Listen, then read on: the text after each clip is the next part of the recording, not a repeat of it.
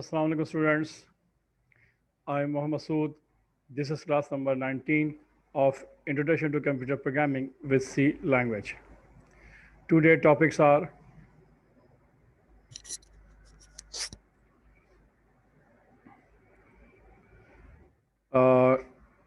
Control structure of program के अंदर decision making और कंडीशन चैप्टर नंबर 6 है, इसको हम डिस्कस कर रहे थे। और इनमें जो कंडीशन हम लगाते हैं उसके लिए 5 स्टेटमेंट जो है सी लैंग्वेज में दी गई हैं, जिनमें से हम 4 स्टेटमेंट को डिस्कस हम कर चुके हैं। हमने इफ़ स्टेटमेंट को डिस्कस कर लिया है, उसके साथ साथ इफ़ और एल्स स्टेटमेंट को डिस्कस कर लिया है, और नंबर 3 के अंदर इफ़ एल्स स्टेटमेंट को भी हम देख चुके हैं, और लास्ट में हमने स्विच केस डिफ़ॉल्ट स्टेटमेंट को हमने डिस्कस किया था। आज हम जो है कंडीशनल ऑपरेटर्स 5 यानी कि ये टाइप की स्टेटमेंट है, और ये भी हम जो है अपने सी लैंग्वेज के अंदर इसको इस्तेमाल कर सकते हैं। और कंडीशनल ऑपरेटर बेसिकली जो है ये सिंपल इफ़ और एल्स स्टेटमेंट का ऑल्टरनेट है। इफ़ और एल्स स्टेटमेंट जो है हम ब्लॉक की फॉर्म में लगाते हैं। एक ब्लॉक जो हमें यानी कि ब्लॉक की फॉर्म में लिखा जाता है, ब्लॉक ऑफ कोड लिखा जाता है। लेकिन अगर सिंगल लाइन स्टेटमेंट के अंदर लिखना पड़ जाए कभी इफ़ और एल्स सिंपल वन लाइन के अंदर, तो फिर उस केस में हम जो है कंडीशनल ऑपरेटर को हम इस्तेमाल करते हैं। कैसे करते हैं ज़रा इसको हम देख लेते हैं। और ये एक तरह से कंडीशनल ऑपरेटर है, और ये भी बहुत इस्तेमाल किया जाता है अगर सिंगल लाइन के अंदर आपने कंडीशन लगानी हो, और इफ़ और एल्स की जगह पर इसको रिप्लेस किया जा सकता है अगर सिंगल लाइन के अंदर आपने कोई काम करना है। तो जनाब इसके लिए हम करते क्या है, सबसे पहले तो आप मेरे ब्राउज़र पे जाइए और यहाँ पर जो मेरी साइट है वेबसाइट sirmasood.com, उसको एक्सेस कीजिए।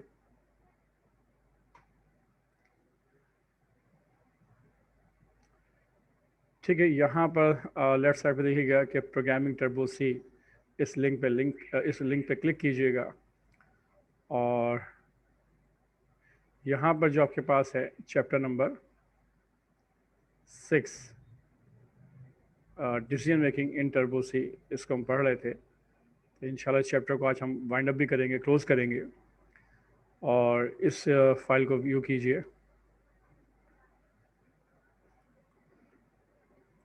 तो जनाब ये है चैप्टर नंबर 6 जो कि हम पढ़ रहे हैं, decision making in Turbo C plus plus. अच्छा, यहाँ पर जो 5 ही टाइप की कंडीशन है कंडीशनल ऑपरेटर स्टेटमेंट, इसको हम देखेंगे।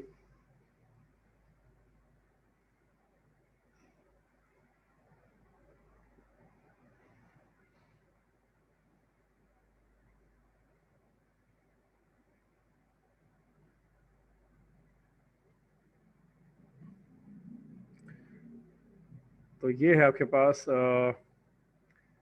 The conditional operators. ठीक है जनाब, इसको हमने डिस्कस करना है।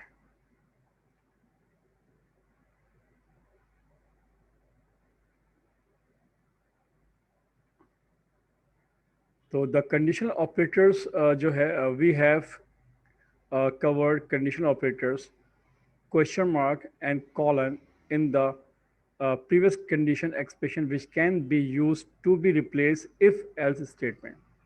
हमने जो पहले स्टेटमेंट पढ़ी है if और else स्टेटमेंट, उसकी रिप्लेसमेंट के तौर पर हम इसको इस्तेमाल कर सकते हैं। It has the following general form. इसकी जो जनरल फॉर्म है या सेंटेक्स है वो कैसा होगा उसको देख लेते हैं। उसका सेंटेंस कुछ इस तरह से है, ये सेंटेंस देख लीजिए आप। यहाँ पर देखें राउंड ब्रैकेट में यहाँ पर दिया हुआ है एक्सप्रेशन नंबर 1। ठीक है, इस एक्सप्रेशन नंबर 1 के अंदर कोई भी आप कंडीशन लगा सकते हैं। कोई भी दो ऑपरेंड है उनके दरमियान कोई भी रिलेशन ऑपरेटर जो इस्तेमाल करते हुए कोई भी एक्सप्रेशन जो है बूलियन एक्सप्रेशन बना सकते हैं आप। और उसके बाद क्वेश्चन मार्क के बाद जो एक्सप्रेशन नंबर 2 देंगे ये ट्रू के लिए है बेसिकली। क्वेश्चन मार्क के बाद और कॉलन से पहले जो स्पेस है, जो एरिया है, ये ट्रू के लिए होगा कि अगर एक्सप्रेशन जो फर्स्ट एक्सप्रेशन है उसकी कंडीशन अगर ट्रू होती है तो ये एक्सप्रेशन नंबर 2 क्या होगी, एग्जीक्यूट हो जाएगी। क्वेश्चन मार्क के बाद जो एक्सप्रेशन नंबर 2 आप लिखेंगे आप। और अगर एक्सप्रेशन नंबर 1 जो है कंडीशन ट्रू नहीं होती यानी फॉल्स है, तो फिर क्या होगा, कॉलन के बाद जो एक्सप्रेशन नंबर 3 है यानी कि एल्स के फॉर्म में, अगर एल्स बसूरत दीगर कंडीशन ट्रू नहीं होती, तो फिर एक्सप्रेशन नंबर 3 जो है वो एग्जीक्यूट होगी। क्लियर? यानी एक्सप्रेशन नंबर 2 और एक्सप्रेशन नंबर 3 जो है वो डिपेंड करेंगी एक्सप्रेशन नंबर 1 के ऊपर। अगर एक्सप्रेशन नंबर 1 की कंडीशन ट्रू है तो एक्सप्रेशन नंबर 2 एग्जीक्यूट हो जाएगी। अगर एक्सप्रेशन नंबर 1 की कंडीशन ट्रू नहीं है, फॉल्स है, तो एक्सप्रेशन नंबर 3 जो है वो एग्जीक्यूट हो जाएगी। ये एक बेसिक कॉन्सेप्ट है कंडीशनल ऑपरेटर का। अच्छा, नीचे एक और अंदाज से देख लीजिए, उसका एक और तरीकाकार है सेंटेक्स का। इसको इस तरह से देख लीजिए आप कि राउंड ब्रैकेट में आप कोई भी कंडीशन देंगे आप, ठीक है जनाब, और क्वेश्चन मार्क के बाद जो एरिया है वो ट्रू के लिए, और कॉलन के बाद का जो एरिया है किसके लिए, फॉल्स के लिए, उसके बाद सेमी कॉलन। ठीक है, इस बात को ध्यान में रखिएगा। ये इसका बेसिक सेंटेक्स है। अब यहाँ पे इसकी जो एक्सप्लेनेशन है वो इस तरह से, where expression number 1, expression number 2 and expression number 3 are expression है, कोई भी एक्सप्रेशन। नोटिस क्या किया गया, the use and placement of the colon, the value of question mark expression is determined like expression number 1 is evaluated if it true, then expression number 2 is evaluated and become the value of entire, okay, become the value of entire expression. अच्छा, if expression number 1 is false, अगर false है, then expression number 3 is evaluated and it is value become the value of expression. Clear हो गई बात? तो ये basic concept है जो मैंने समझाया आपको। यानी जो कंडीशन है ये अगर ट्रू होती है तो जो ट्रू एरिया में जो भी एक्सप्रेशन लिखोगे, जो भी आप स्टेटमेंट लिखोगे वो एग्जीक्यूट होगी। ठीक है, यानी क्वेश्चन मार्क के बाद और कॉलन से पहले। और अगर कंडीशन फॉल्स होती है तो कॉलन के बाद जो एरिया है यहाँ पे जो भी स्टेटमेंट होगी वो या एक्सप्रेशन होगी वो एग्जीक्यूट हो जाएगी, वो एवुलेट हो जाएगी, और ये फॉल्स की फॉर्म में होगा। ठीक है, तो इस बात को ध्यान में रखिएगा। अब नीचे एग्जाम्पल देख लीजिए आप। एग्जाम्पल में क्या लिखा हुआ है, यहाँ देखें लिखा हुआ है वाइड में, और आप देख लीजिए एक वेरिएबल लिया हुआ है, इसकी टाइप इंटीजर है, और एक वेरिएबल दिया हुआ है num1 इक्वल टू 13, दूसरा वेरिएबल लिया हुआ आपने इंटीजर और उसके अंदर वो भी वेरिएबल है num2 और उसके अंदर वैल्यू रखी है आपने 14। अब आप नोट कीजिएगा यहाँ से लेके यहाँ तक क्या है, ये एक्सप्रेशन नंबर 1 है, यानी आपने कह रखा है कि num1 ग्रेटर है num2 के, एक कंडीशन लगाई है आपने। अगर ऐसा है तो क्वेश्चन मार्क के बाद आपने जो स्टेटमेंट दी रखी है यहाँ से यहाँ तक की, याद रखिएगा, ये जो प्रिंट स्टेटमेंट है ये एग्जीक्यूट होगी, और यहाँ लिखा हुआ क्या आएगा कि num1 is greater from num2। ठीक है, ये उस वक्त आएगा जब एक्सप्रेशन नंबर 1 यानी कि num1 ग्रेटर है num2 के, ये कंडीशन अगर ट्रू होती है तो क्वेश्चन मार्क के बाद जो आपने स्टेटमेंट लिखी है, प्रिंट करवाइए, ये स्टेटमेंट क्या हो जाएगी, एग्जीक्यूट हो जाएगी। ओके, और अगर ऐसा नहीं है, num1 की वैल्यू जो है num2 से ग्रेटर नहीं है, num2 की वैल्यू ग्रेटर है फॉर एग्जांपल, तो फिर क्या होगा, कॉलन के बाद जो फॉल्स का एरिया होता है, यानी कि जब बसूरत दी गई यानी कि कंडीशन ट्रू नहीं होती, तो फिर जो कॉलन के बाद जो आपने स्टेटमेंट दे रखी है प्रिंट एफ, उसमें लिखा हुआ अपना num2 is greater from num1। यानी ऑब्जेक्ट ये है कि दो वेरिएबल्स हैं num1 एंड num2, उनको चेक किया जा रहा है। अगर उनमें जो भी यानी कि वेरिएबल्स की वैल्यू ज़्यादा होगी, उसकी जो इंटीजर वैल्यू है वो ज़्यादा है अगर दूसरे यानी कि वेरिएबल्स है, तो पहले वेरिएबल्स की वैल्यू को या पहले वेरिएबल्स के नाम को वो शो कर देगा कि पहला जो वेरिएबल है वो क्या है, ग्रेटर है दूसरे वेरिएबल से। ठीक है, क्लियर हो गई बात? और अगर ऐसा नहीं है तो फिर फॉल्स की फॉर्म में जो है वो कॉलन के बाद का जो ऑप्शन है वहाँ पे लिखा हुआ, वहाँ पे क्या मैसेज कर दिया मैंने कि num2 जो है वो ग्रेटर है किससे, फ्रॉम num1 से। तो इस तरह का हमने एक कंपैरिजन हमने यहाँ पे लगा रखा है। क्लियर हो गई बात? तो ये हमने काम करना है, और इसको बाकायदा आज हम करते हैं, इसको इम्प्लीमेंट भी करके देख लेते हैं ताकि हमें समझ में आ जाए कि कंडीशन ऑपरेटर कैसे इस्तेमाल किया जाता है। ठीक है जनाब, तो इसको इम्प्लीमेंट करने के लिए सबसे पहले आपको करना क्या पड़ेगा, अब इस वेबसाइट का जो है ब्राउज़र उसको मिनिमाइज़ कर ले फ़िलहाल, और टर्बो सी का जो विंडोज़ इन्वायरमेंट है इसको आप डबल क्लिक करके ओपन कर लीजिए।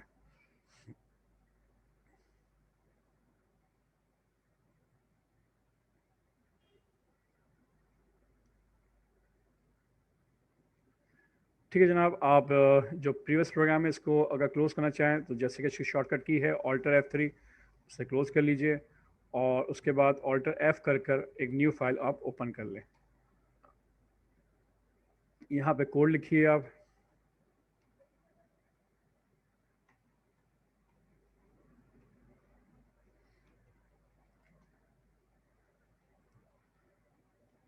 ठीक है जनाब। उसके बाद void main का फंक्शन आपने स्टार्ट किया और अच्छा, जो आपका टेक्स्ट एरिया है उसको अगर आपने फुल स्क्रीन में अगर जूम आउट करना है तो आप सिंपल F5 प्रेस कर दीजिए, तो आपका जो टेक्स्ट एरिया है वो आपको फुल स्क्रीन पर नज़र आपको आएगा। अच्छा, यहाँ पे दो वेरिएबल ले लीजिए, इंटीजर एक ले लीजिए आप num1 और एक ले लीजिए आप num2। ये दो आपके पास क्या है, वेरिएबल्स हो गए। चाहें तो हम इनकी वैल्यू आप यहीं पर असाइन कर सकते हैं। आप कह सकते हैं कि जो इक्वल टू 13 एक में रख दिया आपने और दूसरे में आपने कह दिया इक्वल टू 14, ऐसा भी आप कर सकते हो। ठीक है, बल्कि एक काम करें, हम इसको इनपुट ले लेते हैं, ज़्यादा बेहतर रहेगा, उसमें हमें ज़्यादा आसानी रहेगी कि हम इसको इसमें वैल्यू असाइन नहीं करते बल्कि हम इसको एज ए इनपुट के तौर पर ले लेते हैं। और जैसे कि जानते हैं इनपुट के लिए आप सिंपल आप लिख लीजिए printf एंटर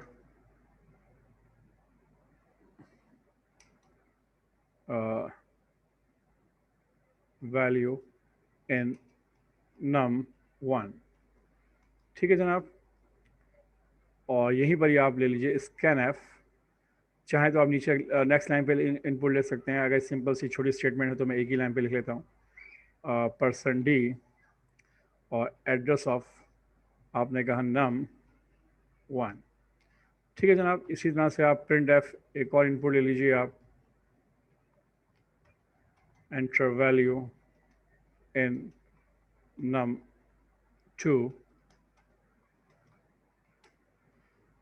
और scanf कर लीजिए %d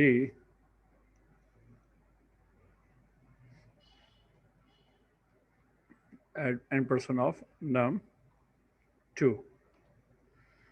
ठीक है जनाब, अब ये आपने दो वैल्यूज इनपुट ले ली हैं। अब यहाँ पे आप कंडीशन लगा रहे हैं। अब कंडीशन जो है वो इफ़ की फॉर्म में नहीं लगा रहे, कंडीशन ऑपरेटर की फॉर्म में लगा रहे हैं।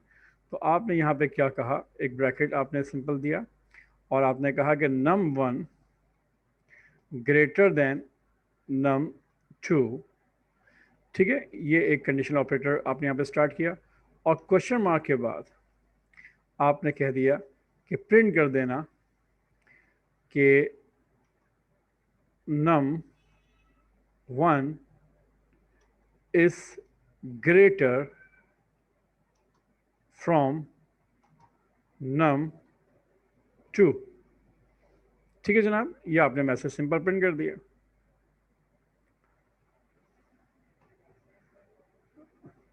ठीक है, और अगर ऐसा नहीं है, कॉलन के बाद आपने फिर एक और मैसेज लिखा printf। ये किसके लिए, ये फॉल्स के लिए, यानी कि एल्स के लिए है कि अगर कंडीशन जो है वो ट्रू नहीं होती, यानी num1 जो है num2 से बड़ा नहीं है, ग्रेटर नहीं है, तो फिर क्या करना है, कॉलन के बाद याद रखिएगा ये जो एरिया है कॉलन के बाद का एरिया, ये एल्स की सूरत में जो है वो काम करेगा, यानी कि कंडीशन अगर फॉल्स होगी तब यहाँ पर कंट्रोल आएगा। और यहाँ पर मैंने प्रिंट कर दिया एक मैसेज कि num2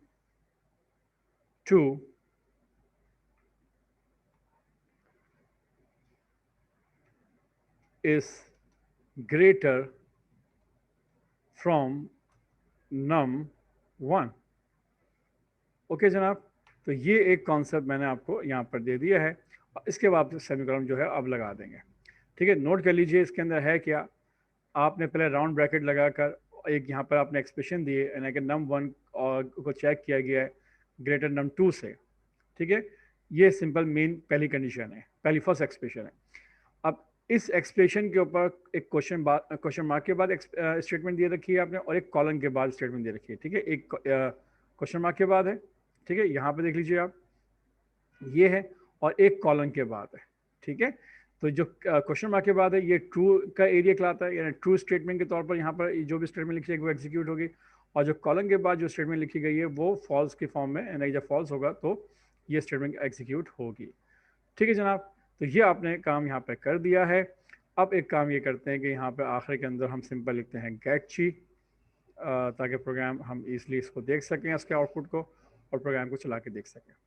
तो जनाब इसको सेव कीजिए, पहले F2 से आप फाइल को सेव कीजिए, इसका नाम रख दीजिए आप कंडीशनल ऑपरेटर, कंडीशनल OPR कर दें। ठीक है जनाब, अब इसको सेव कर लीजिए और इसको प्रोग्राम को कंपाइल करने के लिए, बल्कि इसको रन करने के लिए जो आपके पास शॉर्टकट की है कंट्रोल F9 जो है, याद रखिएगा, वो कंपाइल भी करेगा, वो लिंक भी करेगा और प्रोग्राम को एग्जीक्यूट भी करेगा। ठीक है, तो कंट्रोल F9 की शॉर्टकट की वो सिंपल इस्तेमाल करें आप, और देखेंगे इसका प्रोग्राम किस तरह से एग्जीक्यूट होता है। तो जनाब देखें प्रोग्राम एग्जीक्यूट हो गया, और यहाँ आपसे एंटर वैल्यू इन num1 के अंदर वैल्यू मांगी है। अगर मैं वैल्यू यहाँ पे देता हूँ फॉर एग्जांपल 13, यानी num1 में क्या है 13 है, याद रखिएगा। ओके, एंटर कीजिए। अब एंटर वैल्यू इन num2 के लिए वैल्यू मांगी जा रही है, उसमें मैं दे रहा हूँ 14। याद रखिएगा num1 की वैल्यू जो है वो छोटी है num2 से। क्लियर? तो इसका मतलब है कि जो कॉलम के बाद जो मैंने स्टेटमेंट लिखी थी कि num2 ग्रेटर है किससे, num1 से, वो आउटपुट आना चाहिए स्क्रीन के ऊपर। एंटर कीजिए, देखें इसका आउटपुट क्या आता है। देखिए क्या लिखा हुआ है, num2 is greater from num1। बिल्कुल सही, उसने लॉजिकली आपको प्रोग्राम का जो आउटपुट है सही डिस्प्ले कर दिया है। ठीक है, प्रोग्राम को ख़त्म कर दीजिए, दोबारा प्रोग्राम को एग्जीक्यूट कीजिए कंट्रोल F9 से। अब आप दे दीजिए 20, num1 में दे दीजिए, और num1 में 10 दे दीजिए। अब देखें इसका आउटपुट क्या आता है, चेक कीजिए। अब इसका आउटपुट आना चाहिए कि num1 जो है वो ग्रेटर है किससे, फ्रॉम num2 से। एंटर कीजिए, देखिए क्या लिखा हुआ है, num1 is greater from num2 से। बिल्कुल सही आ रहा है प्रोग्राम का आउटपुट जो है, कोई इसमें इशू नहीं है, प्रोग्राम बिल्कुल बेहतर आपने बनाया है। अच्छा, इस प्रोग्राम के अंदर एक काम और कर लें थोड़ा सा और मज़ीद बेहतर करने के लिए। num1 के साथ उसकी वैल्यू को भी हम चाहें तो यहाँ डिस्प्ले कर सकते हैं। हमने कह दिया %d कह दिया हमने यहाँ पर, और इस जगह के ऊपर हमने वैल्यू लगा दी यहाँ पर num1। ठीक है जनाब, इसी तरह से इस ग्रेटर फ्रॉम num2 जो लिखा हुआ है, इसको भी हम यहाँ पे num2 की वैल्यू को भी डिस्प्ले करवा सकते हैं, ताकि हमें इस वैल्यू भी साथ साथ नज़र आती रहें। ये बहुत छोटा सा एक कॉन्सेप्ट है, ताकि इस कॉन्सेप्ट से आपको बहुत सारी चीज़ों में करने में आपको आसानी हो सकती है। ठीक है जनाब, और यहाँ पे आपने num2 की वैल्यू आपने दे दी है। ठीक है जनाब, तो ये num1 एक वेरिएबल है, एक num2 वेरिएबल है। num1 की वैल्यू यहाँ पे डिस्प्ले करेगा और num2 की वैल्यू यहाँ पे डिस्प्ले करेगा। ठीक है, इसी तरह से आप जो फॉल्स की स्टेटमेंट है, यानी जो जब कंडीशन एल्स होगी तब यहाँ पे चलेगा, तो इधर भी आप यही काम कर दीजिए %d। और बस यहाँ पे एक बात का ख्याल कीजिएगा, वो इस बात का ख्याल रखेंगे आप कि यहाँ पर num2 पहले है और num1 बाद में है ना, तो इसी लिहाज से जो वेरिएबल भी देंगे वो भी इसी हिसाब से देंगे कि यहाँ पे देखेंगे आप num2 पहले लिखिएगा और num1 बाद में लिखिएगा। ठीक है, तो अब प्रोग्राम ने थोड़ा चेंज किया है, अब इसको सेव करते हैं और प्रोग्राम को ज़रा चला के देखते हैं। तो जनाब अब आप वैल्यू दे रहे हो 10 फॉर एग्जांपल, num1 की वैल्यू क्या है 10 है, और num2 की वैल्यू क्या है 20। अब देखें इसका आउटपुट किस अंदाज से आता है, उसका जो व्यू है डिस्प्ले है वो किस अंदाज से होगा देखें। तो देखें लिखा हुआ है num2 यानी 20, बिल्कुल सही कह रहा है, इज़ ग्रेटर फ्रॉम किससे, num1 से, 10 से, बिल्कुल सही लिखा हुआ आ रहा है। इसी तरह से प्रोग्राम को दोबारा से एग्जीक्यूट कीजिए, और अब आप यहाँ पे दीजिए फर्स्ट करें 40, और यहाँ पे दे दीजिए आप 50। ठीक है, अब याद रखिए num2 जो है वो ग्रेटर है। अब देखें इसका आउटपुट किस तरह से आता है, एंटर कीजिए, तो लिखा हुआ है कि num2 यानी कि 50 जो है इस ग्रेटर है फ्रॉम num1 यानी 40 से। तो प्रोग्राम बिल्कुल आपका परफेक्ट चला है, और इसमें जो भी यानी कि इशू था वो बिल्कुल यानी कि सही है, इसमें कोई ऐसी चीज़ उसमें नहीं हुई है। तो जनाब ये एक सिंपल सा प्रोग्राम था जो मैंने आपको आज बना के दिखाया है कि किस तरह से आप कंडीशनल ऑपरेटर को इस्तेमाल करके आप देखेंगे और कंडीशनल ऑपरेटर किस तरह यूज़ किया जा सकता है। और भी इसके कई तरीके हो सकते हैं, एक और मैं आपको एक एग्जांपल और करके दिखा देता हूँ, ताकि आपको कंडीशनल ऑपरेटर और अच्छी तरीके से आपको आप यूज़ कर सकें।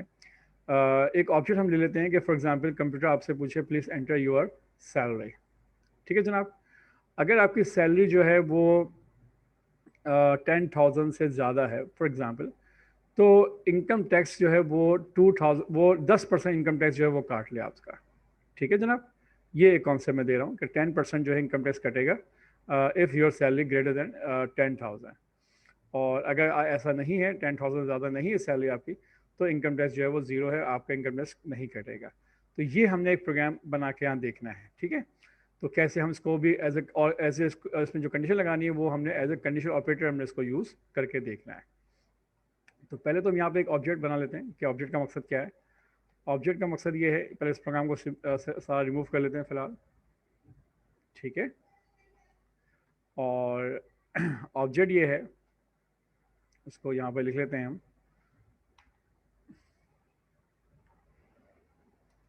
कि write a program to input your salary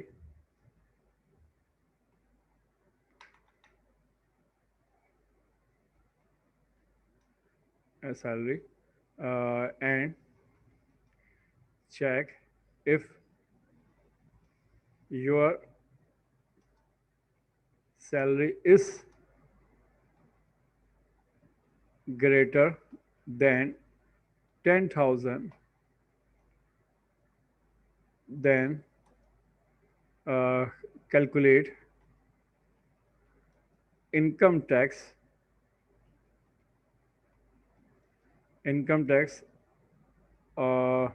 10% of salary, ठीक है। Otherwise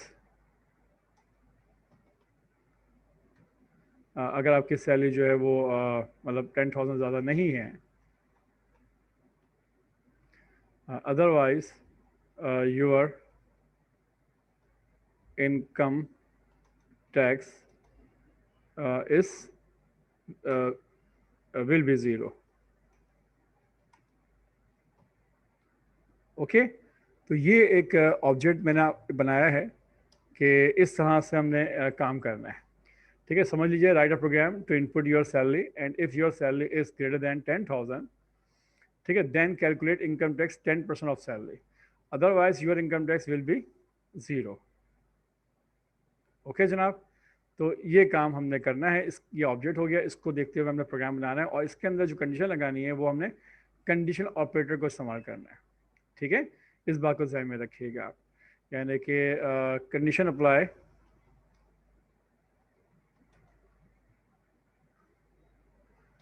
by using conditional operator.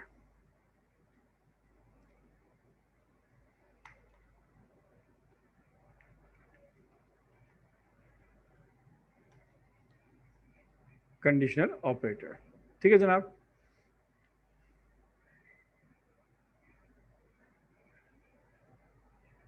तो ये कॉन्सेप्ट के तहत हमने प्रोग्राम बनाना है। तो इसमें जो वेरिएबल्स होंगे वो दो वेरिएबल ले लीजिए फ़िलहाल आप। एक ले लिया आपने इंटीजर सैलरी, ठीक है, और एक ले लिया आपने इनकम टैक्स, आई टैक्स कर लें सिंपल शॉर्ट फॉर्म में। तो दो वेरिएबल हो गए, एक हो गया सैलरी और एक हो गया आपका इनकम टैक्स। ओके जनाब, अब यहाँ पे करते क्या है, यहाँ पर हमने एक इनपुट ले लीजिए पहले सैलरी को। तो उसके लिए हमने simple print F enter your salary, ठीक है जनाब। और यहीं पर ही आप स्कैन एफ ले लीजिए आप, परसेंट डी और कह लीजिए SALARY सैलरी, ठीक है जनाब। ये तो आपका इनपुट का कॉन्सेप्ट बन गया। अब आपने इनकम टैक्स कैलकुलेट करना है, तो कैसे करेंगे कैलकुलेट, उसके लिए आपने कंडीशन लगाई कि सैलरी ग्रेटर देन 10,000, ठीक है जनाब। ये कॉन्सेप्ट हो गया। क्वेश्चन मार्क के बाद आपने कहा आई टैक्स इक्वल टू, ठीक है, इनकम टैक्स निकालना है आपने 10%। तो आई टैक्स आपने कहा और आपने कहा सैलरी के जो सैलरी है मल्टीप्लाई बाय 10 डिवाइड बाय 100% आपने उसकी यानी कि इनकम टैक्स निकालना है। लेकिन अगर ऐसा नहीं है तो आई टैक्स की वैल्यू क्या कर दिया आपने, ज़ीरो कर दी, ठीक है जनाब। तो देखें, अब आई टैक्स जो है वो कैलकुलेट हो रहा है अगर कंडीशन जो है वो ट्रू होती है, सक्सेसफुल होती है, सैलरी जो है वो ग्रेटर है 10,000 से, तो क्या होगा, इनकम टैक्स जो है वो कटेगा सैलरी का कितना, 10%। अदरवाइज इनकम टैक्स कितना रहेगा, ज़ीरो रहेगा। और अब इसको आप डिस्प्ले करवा लीजिए यहाँ पर सिंपल प्रिंट एफ, और आप कह सकते हैं कि योर इनकम टैक्स इज, और यहाँ पर आप परसेंट डी देकर जो वैल्यू है आई टैक्स की वैल्यू को प्रिंट करवा सकते हैं। ठीक है जनाब, और बस इतना काफ़ी है आपके लिए, सिंपल। चाहें तो आप सैलरी को भी प्रिंट करवा सकते हैं, लेकिन ज़रूरत नहीं है, सैलरी ऊपर लिखी हुई आ रही होगी आपके पास। सिंपल आपने ये कहा कि income tax is this. Okay, तो यहाँ पर फिलहाल ये लिख देते हैं ताकि आपको समझ में आए। ठीक है जनाब, तो अब हम प्रोग्राम को चला के देखते हैं कि इसका आउटपुट क्या आता है।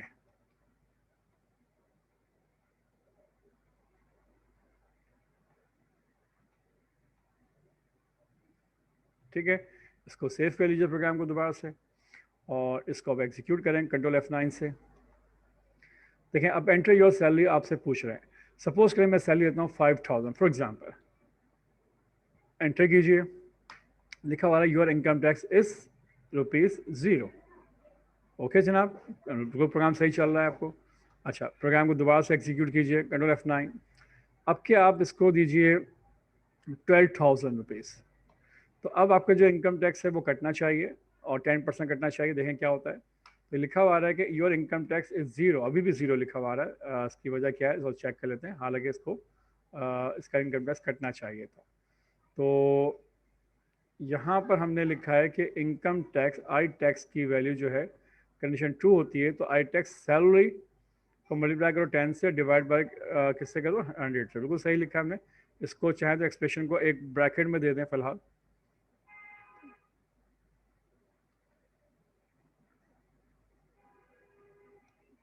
ठीक है, अदरवाइज इनकम टैक्स जो है वो ज़ीरो होगा। तो सैलरी 10,000। अच्छा, 10,000 में जब उसने 10 से किया होगा तो मे भी जो आउटपुट है वो ठीक है। एक इशू ये आ सकता है कि इंटीजर की वैल्यू जो है वो 10,000 को जब 10% से मल्टीप्लाई करेंगे यानी कि, तो वो रेंज से एक्सीड ना हो रही हो। तो फिर इसका हल ये है कि आप इंटीजर की जगह पे आप लॉन्ग ले लीजिए आप।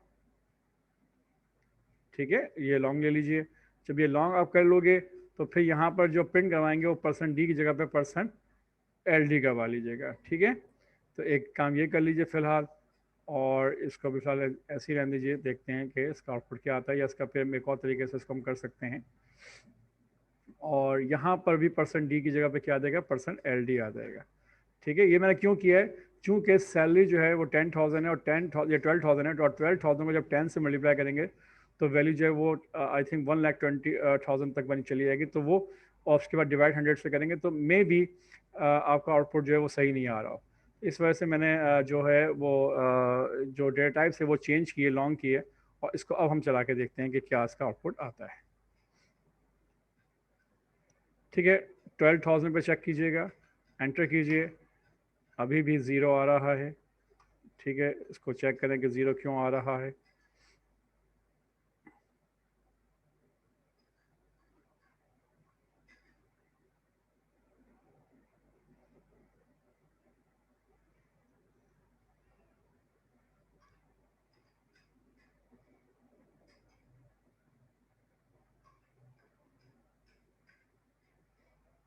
सेव कीजिए, और यहाँ पर अब आप करें 12,000 ज़ीरो। आउटपुट में अभी इशू आ रहा है, इसको हम चेक कर लेते हैं।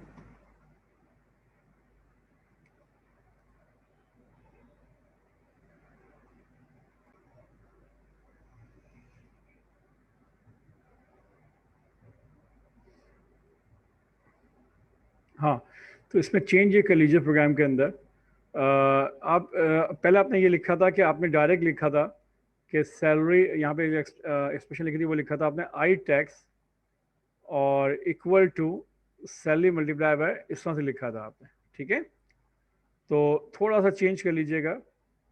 मतलब आप डायरेक्ट इस तरह से स्टेटमेंट नहीं दीजिएगा, बल्कि इस तरह से करें कि आप इस इनकम टैक्स जो वेरिएबल है इसको यहाँ से रिमूव कर लें। सिंपल आपने ये एक्सप्रेशन दी कि सैलरी ग्रेटर दैन 10,000 निकालेगा, और जो भी वैल्यू आएगी या फिर या ज़ीरो वैल्यू आएगी, ठीक है, तो ये वैल्यू किस में स्टोर कर दो, यहाँ पर आप लगा दीजिए वेरिएबल का नाम आई टैक्स, इस तरह से कर लीजिए आप। अगर डायरेक्ट प्रिंट करना है वो तो आप यहाँ डायरेक्ट कर सकते हो अगर प्रिंट करना चाहते हो, ठीक है, लेकिन अगर प्रिंट नहीं करना है आपने आपने उसकी वेरिएबल्स की वैल्यू वेरिएबल्स के अंदर वैल्यू स्टोर करनी है, तो याद रखें इस एक्सप्रेशन की वैल्यू याद रखिएगा, ये जो आपने एक्सप्रेशन दी है यहाँ पर, इस एक्सप्रेशन की वैल्यू जो उसके अगेंस्ट जो वैल्यू बनेगी वो वैल्यू आई टैक्स में क्या हो जाएगी, इस जगह पे आई टैक्स में क्या हो जाएगी, वैल्यू स्टोर हो जाएगी, ठीक है, अगर ये कंडीशन ट्रू होती है। और अगर फॉल्स है तो याद रखिएगा जीरो किस में आ जाएगा, आई टैक्स में आ जाएगा। ओके, तो प्रोग्राम को दोबारा चला के देखते हैं और देखते हैं कि प्रोग्राम अब आपका कैसा सही चल रहा है या गलत है। अच्छा, एक और काम कर सकते हैं, चाहें तो आप लॉन्ग की जगह पे आपने वही वापस इंटीजर रख लीजिए आप, कोई इशू नहीं है, और इसको भी इंटीजर ही कर लें क्योंकि मसला नहीं आएगा इंशाल्लाह।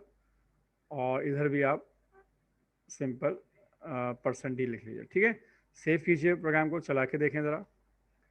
आपने सैलरी दी सपोज करें 5000, ठीक है, इस पर इनकम टैक्स नहीं करना चाहिए, ज़ीरो आना चाहिए, बिल्कुल सही है, प्रोग्राम बिल्कुल परफेक्ट चल रहा है। प्रोग्राम को दोबारा से एग्जीक्यूट कीजिए, अब के आप 12,000 दीजिए, अब 10% जो है इनकम टैक्स कटना चाहिए और 12% जो है इनकम टैक्स का वो बनता है 1200 रुपीज़।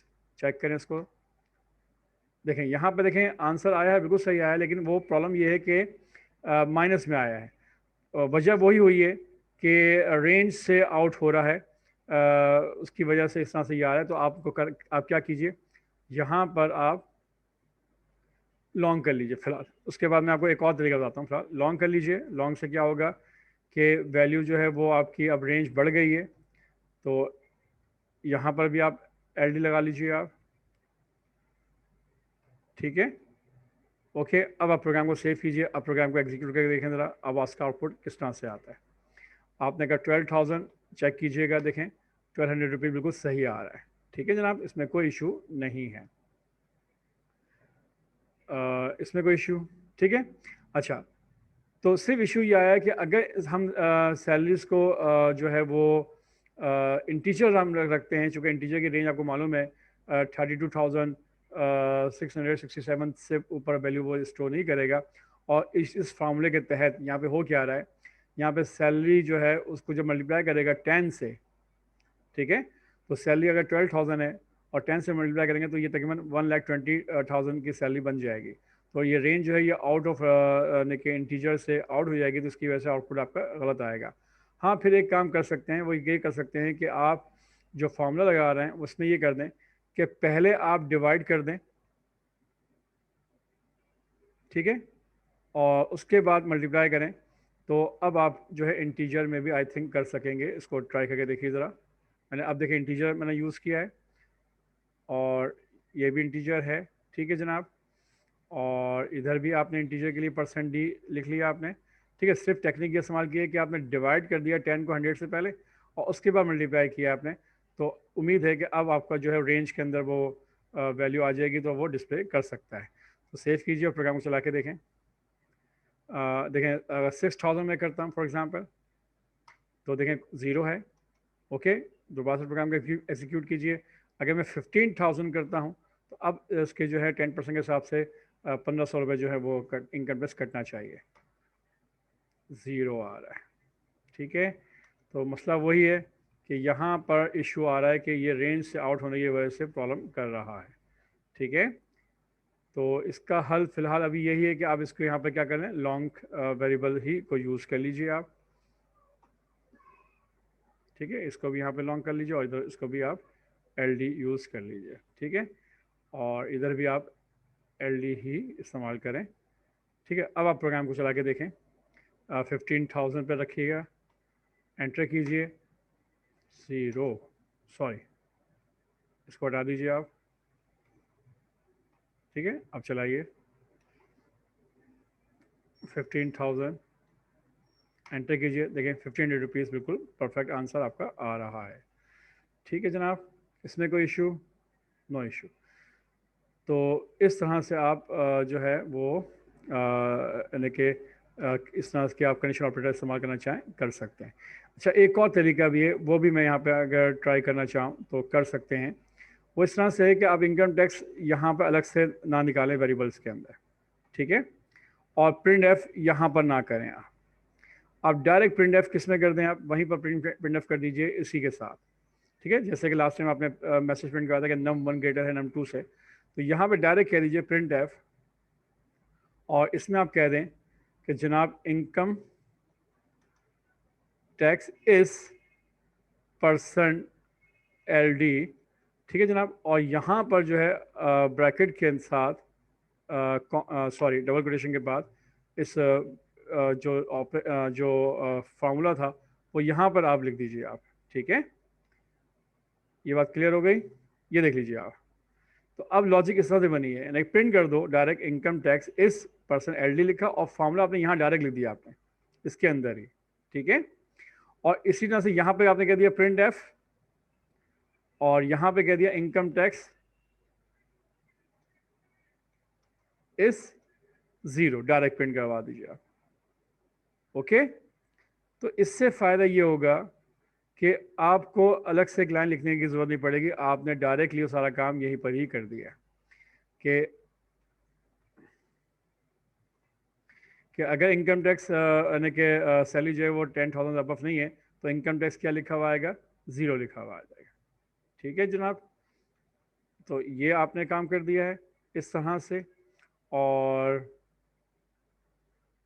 यहाँ पर आपने जो है बाकायदा फार्मूला लिख दिया आपने इस जगह के ऊपर कि प्रिंट एफ अगर 10,000 से अबव है क्वेश्चन मार्क के बाद तो इनकम टैक्स इस लिखा हुआ आएगा एल डी के साथ, यानी कि जो आपने फार्मूला लगाया है उस फार्मूले को आपने यहाँ पर क्या कर दिया है, मैंने उसको डायरेक्टली आपने इसको यहाँ पर कैलकुलेट कर दिया है। अब हम प्रोग्राम को चला के देखते हैं कि अब हमारा प्रोग्राम किस तरह से एग्जीक्यूट होता है। इसमें इनकम टैक्स वेरिएबल्स की ज़रूरत भी नहीं है, अगर आप इसको हटा देंगे तो कोई फ़र्क नहीं पड़ेगा क्योंकि आपने डायरेक्टली वहाँ पे प्रिंट आपने कैलकुलेशन करवा के प्रिंट करवाया है। तो कंट्रोल F9 कीजिए आप दीजिए, देखें 8,000 रुपीज़ दीजिए, इसमें ज़ीरो आना चाहिए, देखें इनकम टैक्स इस ज़ीरो, बिल्कुल सही आ रहा है। अच्छा अब आप दीजिए 14,000, तो अब इसका 1,400 जो है इसका इनकम टैक्स कटना चाहिए, तो देखें यहाँ पे लिखा हुआ है इनकम टैक्स इज़ 1,400 रुपीज़। तो प्रोग्राम बिल्कुल आपका परफेक्ट लेके एग्जीक्यूट हो रहा है। तो मैंने आज आपको कंडीशनल ऑपरेटर जो है बहुत तफसील से, बहुत तरीके से मैंने समझा दिया है। उम्मीद करता हूँ कि इसके ज़रिए आप बहुत सारे प्रोग्राम आप बनाना चाहें तो आप बना सकते हैं। याद रखिएगा कंडीशनल ऑपरेटर को हम वहाँ इस्तेमाल करते हैं जहाँ पर सिंगल लाइन के अंदर इफ़ और एल्स को इस्तेमाल करना हो, तो हम उसका ऑल्टरनेट जो है हम कंडीशनल ऑपरेटर को इस्तेमाल कर सकते हैं। ठीक है जनाब, तो यहाँ से हम क्विट करते हैं और कंडीशनल ऑपरेटर को हमने आज देख लिया है। तो इस तरह से चैप्टर नंबर जो आपका 6 है वो आज हमारे पास कंप्लीट हो गया है। ठीक है जनाब, तो अब आप अच्छा एक और बात याद रखिएगा कि जो कंडीशनल ऑपरेटर है it is also called ternary operator as it work on 3 operand. याद रखिए इसमें 3 तरह के ऑपरेंड होते हैं, एक क्वेश्चन मार्क से पहले होता है, एक कॉलम के बाद होता है। इस वजह से इस ऑपरेटर को टर्नरी ऑपरेटर कहा जाता है। जिसके अंदर 3 ऑपरेंड होंगे वो टर्नरी ऑपरेटर कहलाएगा। ज़्यादातर जो ऑपरेटर्स होते हैं सी लैंग्वेज के अंदर या किसी भी लैंग्वेज के अंदर, तो वहाँ पे याद रखिएगा बाइनरी ऑपरेटर ज़्यादातर होते हैं, यानी कि किसी भी ऑपरेटर को इस्तेमाल करने के लिए 2 ऑपरेंड का होना बहुत ज़रूरी होता है, ठीक है ना, एटलीस्ट 2 ऑपरेंड होना चाहिए। तो वहाँ पे बाइनरी ऑपरेटर का कॉन्सेप्ट आता है। जैसे कि मैं बता चुका हूँ कि आपके पास जो ऑपरेटर है 3 तरह के होते हैं ऑपरेंड के हिसाब से। एक होता है यूनरी ऑपरेटर होता है, एक बाइनरी ऑपरेटर होता है और एक टर्नरी ऑपरेटर होता है। तो याद रखिएगा ये जो कंडीशनल ऑपरेटर है ये टर्नरी ऑपरेटर कहलाता है। इसमें 3 तरह के ऑपरेंड होते हैं, ठीक है, इन एटलीस्ट 3 ऑपरेंड होते हैं। ओके जनाब, अब ये चैप्टर आपका क्लोज हो चुका है। अब आपने करना क्या है, इसकी जो एक्सरसाइज है वो आपने खुद करनी है, और जैसे कि फ़ाइल के अंदर आप लगाते हो वो आप इस को आप MS वर्ड में टाइप करें। इसके थ्योरेटिकल जो क्वेश्चन है वो आप करेंगे, इसके जो प्रैक्टिकल क्वेश्चन है वो आप करोगे, और करने के बाद जो इसके MCQs हैं वो भी आपने करने हैं। तो ये सब करने के बाद आपने इसकी पूरी MS वर्ड के अंदर एक पूरी फ़ाइल बनाएंगे, और बना के जो अपनी आपकी फ़ाइल है उसी फाइल के अंदर इसको आप लगा लेंगे। ठीक है जनाब, तो ये आपका जो था चैप्टर नंबर 6 जो है मैंने कंप्लीट कर दिया है, और इंशाल्लाह नेक्स्ट क्लास के अंदर चैप्टर नंबर 7 के साथ हाजिर होंगे। तब तक के लिए अल्लाह हाफ़िज़।